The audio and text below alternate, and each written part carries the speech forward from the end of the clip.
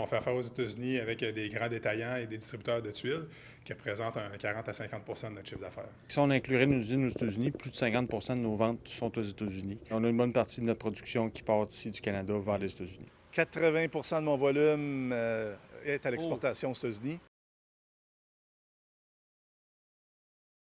Quand on entend ça, c'est assez clair. Pour les entrepreneurs de la Beauce, le marché américain, c'est pas une option, c'est une nécessité.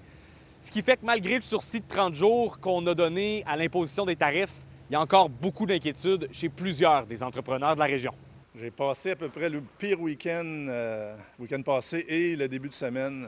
Dans mes 13 ans en tant que propriétaire, c'est la première fois que je vis un stress aussi intense.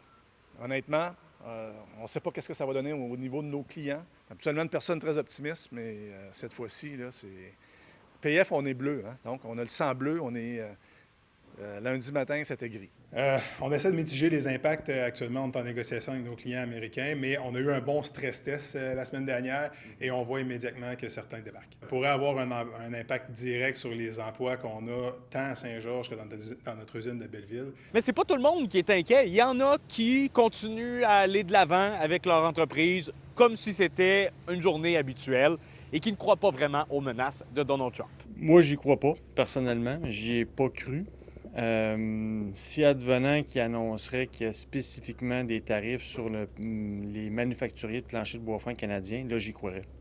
Mais un tarif général sur tout ce qui vient du Canada et du Mexique à 25 je pense que Trump peut être spécial en soi, mais je suis pas sûr qu'il... Je pense qu'il est assez intelligent pour comprendre quel impact que ça aurait sur l'économie de l'Amérique du Nord. Et dans tout ce contexte d'incertitude économique, François Legault était en visite à Saint-Georges-de-Beauce aujourd'hui. C'était une usine et on a demandé aux entrepreneurs qu'on a rencontrés, c'est quoi le soutien qu'ils attendent de la part du gouvernement provincial? Je pense qu'on a commencé à le faire, c'est de toucher sur l'identité canadienne, québécoise aussi dans notre cas, la fierté d'être québécois, la fierté d'acheter québécois. Je pense que c'est vraiment là où on peut venir frapper fort. De chaque peut-être crise, il revient des choses intéressantes.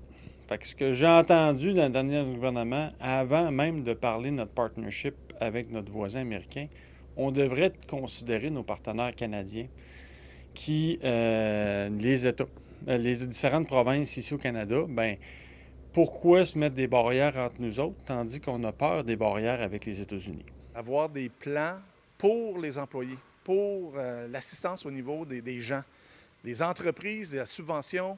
Puis, écoutez, je prends les subventions quand il y en a à prendre, mais je pense qu'on doit penser aux employés, on doit penser à l'humain et avant tout. Là. À Saint-Georges-de-Beauce, Félix-Antoine Audet pour Nouveau Info.